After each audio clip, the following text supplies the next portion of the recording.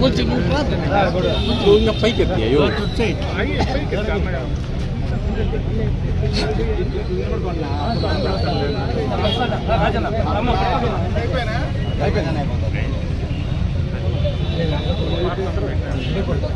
అట్లా ఆడాడే ముక్కుడండి అట్లా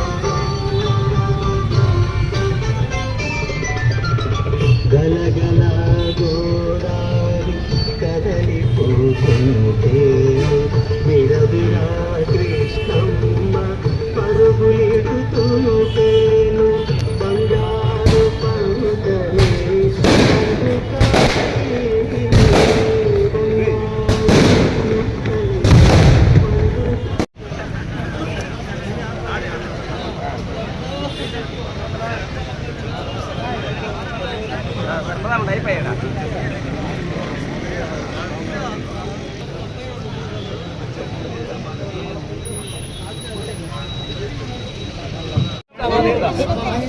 నాగరాజ్ రెడ్డి రండి, సోమశేఖర్ గౌడ్ రండి, పుట్టి వెనక్కి రండి, కొంచెం వెనక్కి రండి.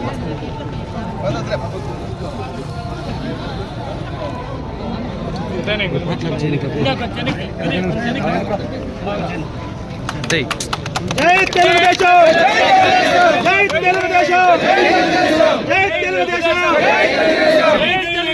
జై తెలుగుదేశం, జై తెలుగుదేశం. అందుకే నేను గమ్ముంది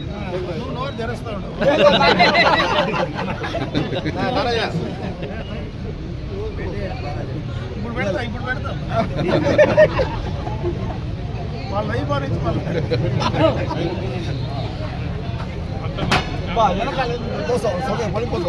అట్లే వెనకాలకి రండి.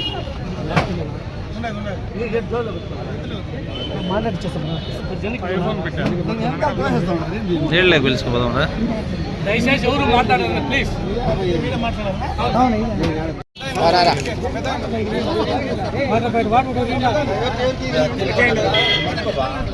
అమరన్న గారి నాయకత్వం, అన్నదాత అమరన్న గారి నాయకత్వం, అన్నదాత అమరన్న గారి నాయకత్వం, అమరన్న గారి నాయకత్వం, అమరన్న గారి నాయకత్వం. జై తెలుగుదేశం.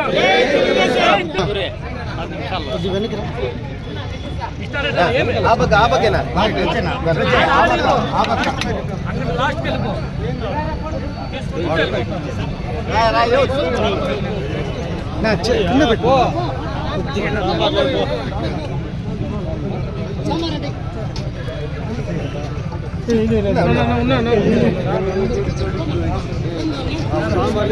స్వామి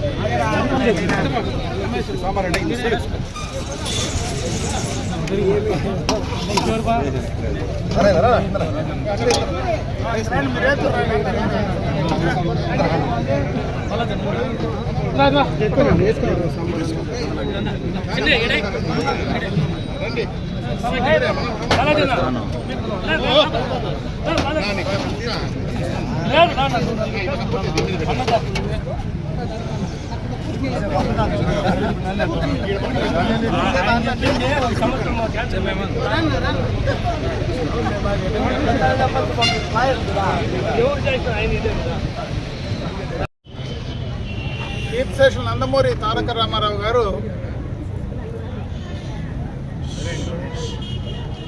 తెలుగుదేశం పార్టీ స్థాపించి 44 సంవత్సరాలు పూర్తి చేసుకొని 45వ సంవత్సరంలో అడుగుపెడుతున్నాం.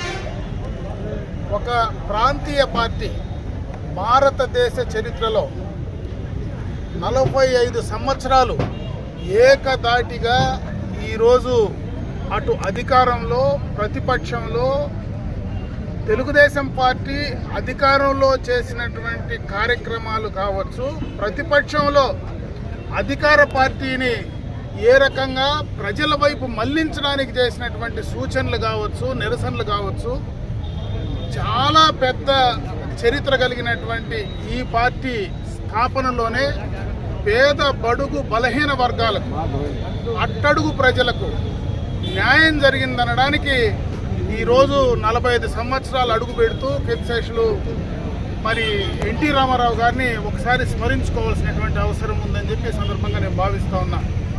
ఎందుకంటే మనకు స్వాతంత్రం వచ్చిన తర్వాత కాంగ్రెస్ పార్టీ రాష్ట్రాన్ని పూర్తిగా కూడా అధికారంలో ఏకపార్టీనే పాలించడం జరిగింది. మొట్టమొదటగా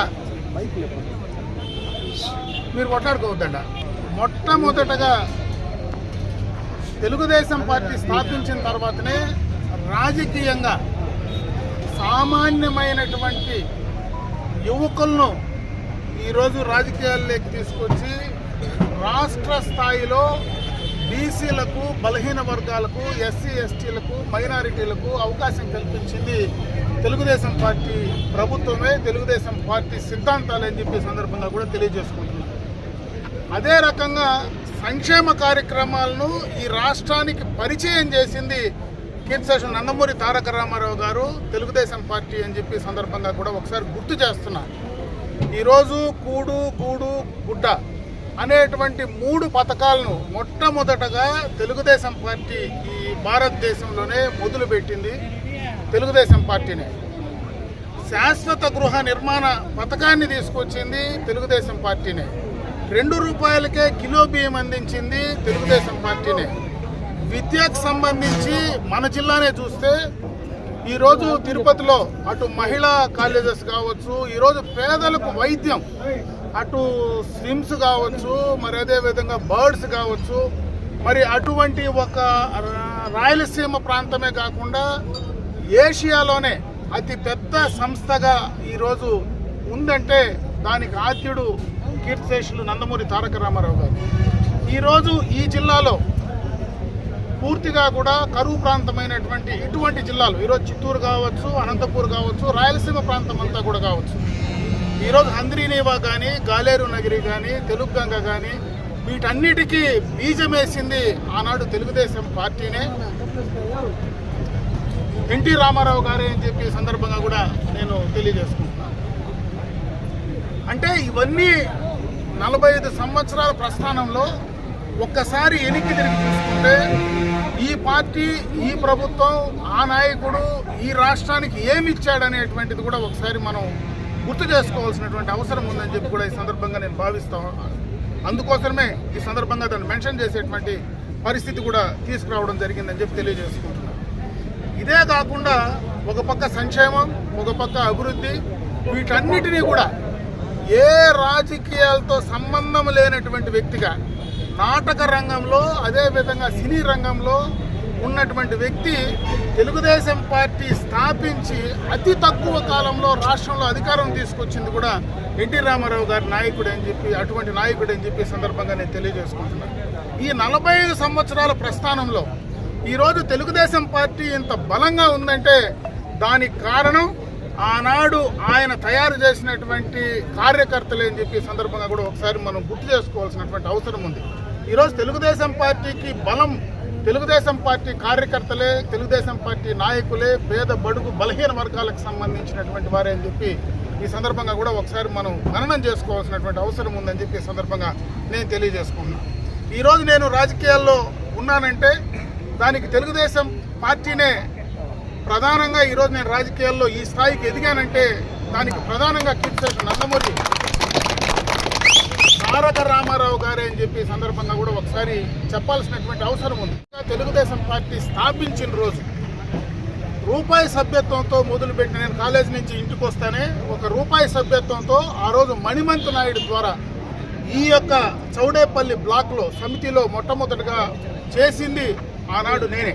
నా తర్వాతనే అటు చంద్రబాబు నాయుడు గారు కావచ్చు, మా తండ్రి రామకృష్ణారెడ్డి గారు కావచ్చు, ఇద్దరు కూడా ఆ తర్వాత రాజకీయాల్లో పార్టీలో చేరినటువంటి సందర్భాన్ని కూడా ఒకసారి గుర్తు చేస్తూ ఉన్నారు.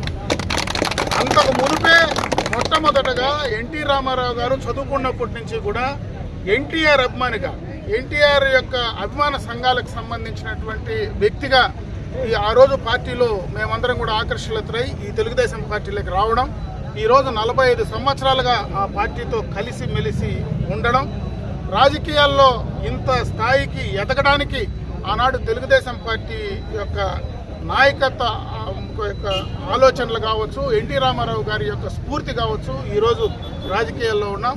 ఈ పార్టీ ఇదే విధంగా 45 వసంతాలే కాకుండా ఇంకా 100 సంవత్సరాలకు కూడా ఈ తెలుగుదేశం పార్టీని, ఎన్టీ రామారావు గారిని మర్చిపోయేటువంటి పరిస్థితి లేదని చెప్పి కూడా ఈ సందర్భంగా గుర్తు చేస్తున్నా. ఈరోజు కార్యకర్తలు అందరం కూడా ఎన్టీ రామారావు గారి ఆశయాలను, ఆ రోజు ఏదైతే తెలుగుదేశం పార్టీ స్థాపించినప్పుడు ఆయన ఏ ఆశయాలతో అయితే తెలుగుదేశం పార్టీని స్థాపించారో ఆ ఆశయాలు కొనసాగించడానికి మనమందరం కూడా కంకణబద్దులై పనిచేయాలని చెప్పి ఈ సందర్భంగా కూడా నేను మరొకసారి గుర్తు చేస్తూ, ఆ యొక్క ఆశయాలకు అనుగుణంగానే ఈరోజు ఈ రాష్ట్రంలో చంద్రబాబు నాయుడు గారు కావచ్చు, లోకేష్ బాబు గారు కావచ్చు, ఆ ఆశయాలకు అనుగుణంగానే ఈరోజు పనిచేస్తూ ఉన్నారు. మనమందరం కూడా కలిసికట్టుగా ఆ యొక్క ఆశయాలకు అనుగుణంగా తెలుగుదేశం పార్టీ బలాన్ని ఈ రాష్ట్రంలో పేద బడుగు బలహీన వర్గాలకు సంక్షేమాన్ని, అభివృద్ధిని ఏ రకంగా ఇవ్వాలనో ఈ యొక్క ప్రభుత్వం ఏర్పాటైన తర్వాత చేసే విధంగా కూడా చేసే ప్రయత్నాలు మనం చేయాలని చెప్పి మరొకసారి కూడా తెలియజేసుకుంటూ, అదేవిధంగా ఎన్ని ఒడిదుడుకులైనా దాదాపు మనం 20 సంవత్సరాలు, నాకు తెలిసి ఒక 20 సంవత్సరాలు అధికారంలో ఉన్నాం, ఒక 20 సంవత్సరాలు ప్రతిపక్షంలో ఉన్నాం. ప్రతిపక్షంలో ఉన్నప్పుడు కూడా గతంలో ఎప్పుడు ప్రతిపక్షంలో మనం ఇబ్బందులు పడలేదు. కానీ 2019, 24 మధ్యలో ఎన్నో కేసులు, ఎన్నో ఇబ్బందులు, ఎన్నో సమస్యలు పెట్టినా కూడా ధైర్యంగా నిలదొక్కుని తెలుగుదేశం పార్టీ ప్రభుత్వాన్ని అధికారంలోకి తీసుకొచ్చినటువంటి ఘనత కూడా తెలుగుదేశం పార్టీ కార్యకర్తలదే. అందుకే మనమందరం కూడా కలిసికట్టుగా మరి కొంతకాలం పాటు ఈ రాష్ట్రంలో తెలుగుదేశం ప్రభుత్వం అధికారంలో ఉంటే ఖచ్చితంగా ఈ రాష్ట్ర ప్రజలకు, పేద ప్రజలకు న్యాయం జరుగుతుంది, బడుగు బలహీన వర్గాలకు రాజకీయంగా ఎదగడానికి అవకాశం ఉంటుంది. అదేవిధంగా ఈ జనాభాలో సగశాతం ఉండేటువంటి మహిళలకు ఆ రోజు ఎన్టీ రామారావు గారు ఆస్తిలో సమాన హక్కు ఇవ్వడం, స్థానిక సంస్థల్లో రిజర్వేషన్లు కల్పించడం, ఈరోజు చట్టసభల్లో కూడా తెలుగుదేశం ప్రభుత్వం ఈ రాష్ట్రంలో అధికారంలో ఉన్నప్పుడే అటు కేంద్రంలో పార్లమెంటు కానీ, అదేవిధంగా రాష్ట్రంలో అసెంబ్లీ స్థానాలు కానీ, చట్టసభల్లో కూడా రిజర్వేషన్లు కల్పించేటువంటి అవకాశం త్వరలోనే కూడా రాబోతా ఉంది. కాబట్టి ఈ యొక్క పార్టీ ఉన్నప్పుడే ఈ రాష్ట్రంలో అటు మహిళలకు చేయాల్సినటువంటి, మహిళలకు ఇవ్వాల్సినటువంటి, మహిళల కోసం చేసినటువంటి, వాళ్ళు గుర్తింపు కోసం చేసినటువంటి ఆర్థిక సామాజిక రంగంలో, రాజకీయ రంగంలో ముందుకు తీసుకురావడానికి తెలుగుదేశం ఏదైతే పాటుపడిందో వాటినన్నింటినీ కూడా ముందుకు తీసుకెళ్ళడానికి మనం అందరం కూడా కంకణబద్దులై పనిచేయాలని చెప్పి మరొకసారి తెలియజేసుకుంటూ సెలవు తీసుకుంటాం.